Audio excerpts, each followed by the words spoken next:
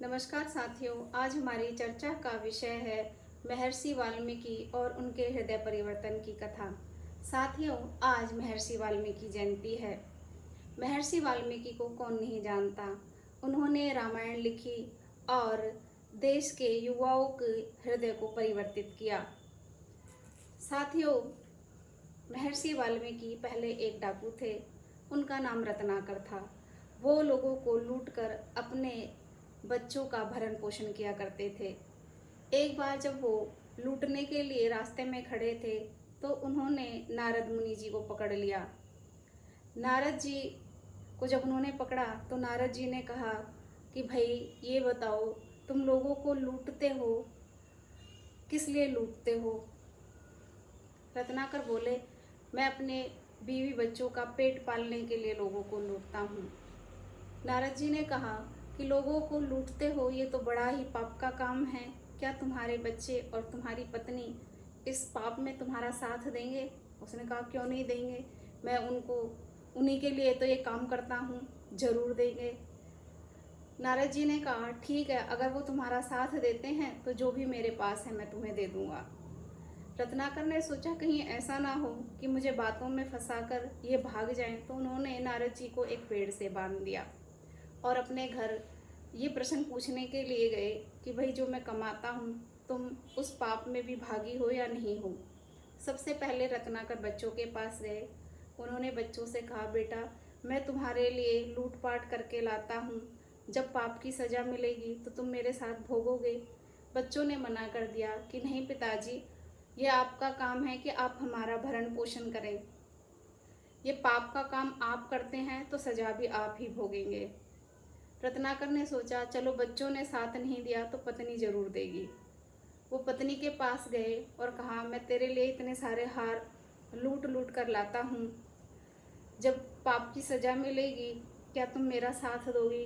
पत्नी ने कहा, नहीं स्वामी, मैं आपका साथ नहीं दे सकती।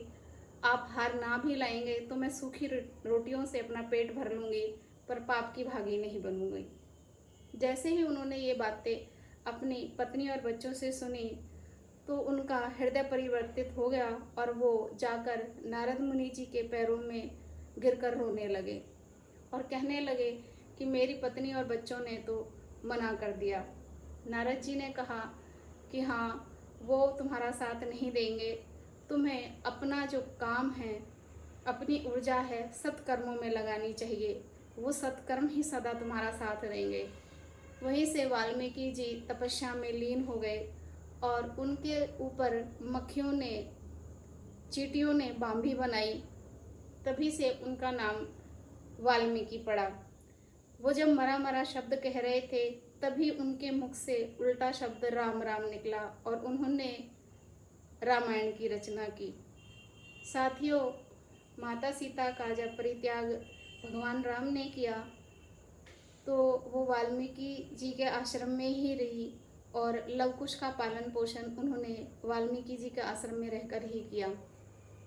इस तरह से हम देखते हैं महर्षि वाल्मीकि जो एक डाकू थे, डाकू से महर्षि बन गए और उन्होंने जिसका खुद का हृदय परिवर्तित हुआ था, अपने ग्रंथ से हजारों लोगों के हृदय को परिवर्तित करने का काम किया। इस तरह से वाल्मीकि जी ने रामायण की रचना की और एक अमूल्य धरोहर हमें प्रदान की। साथियों, इसके साथ साथ ही प्रकृति में भी परिवर्तन उनके जन्मदिन से ही शुरू हो जाता है। प्रकृति में हेमंत ऋतु का आगमन शुरू हो जाता है, जो कि सभी के लिए आनंदपूर्ण और उचित वातावरण देने वाली ऋतु है। पशु पक्षी मानव सभी इस ऋतु में खुशी और सुखद अनुभव करते हैं। इस ऋतु में बहुत सारे त्यौहार भी आते हैं और विद्यार्थियों के लिए तो हेमंत ऋतु बहुत ही लाभदायक है, क्योंकि जो गर्मी है उससे निजात मिलती है। विद्यार्थी अच्छे से खा सकते हैं, पी सकते हैं, पढ़ सकते हैं, अपने मन को एकाग्र कर सकते हैं। जो भी विद्यार्थी अपनी परीक्षा में अच्छे मार्क्स लाना चाहते हैं, अच्छा प्रदर्शन करना चाहते हैं, उनके लिए ये ऋतु बहुत ही सुखद और आनंदपूर्ण ऋतु है, यहाँ से आप आरंभ कर सकते हैं अपने अध्ययन का।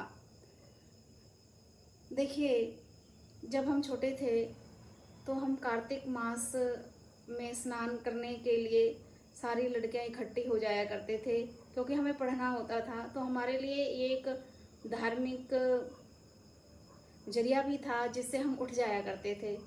तो सारी लड़कियां सूर्य उदय से पहले उठना होता था, चंद्रमा को अर्घ देना होता था, तो इसीलिए सूर्य उदय से पहले हमें उठना होता था। तो जितनी भी लड़कियां हैं सारी उठकर कुएं पे जाती थी, वहाँ स्नान करती, ध्यान करते, भजन गाते, और उसके बाद फिर जो समय बचता 2 घंटे का, उसमें हम अपनी पढ़ाई किया करते।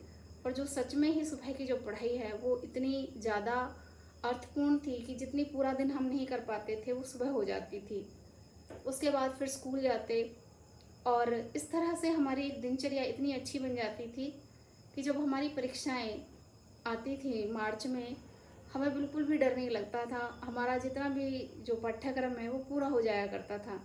तो इसी तरह से हम इस ऋतु का लाभ उठा सकते हैं और अपने अध्ययन और ध्यान में ये ऋतु मददगार हो सकती है। धन्यवाद।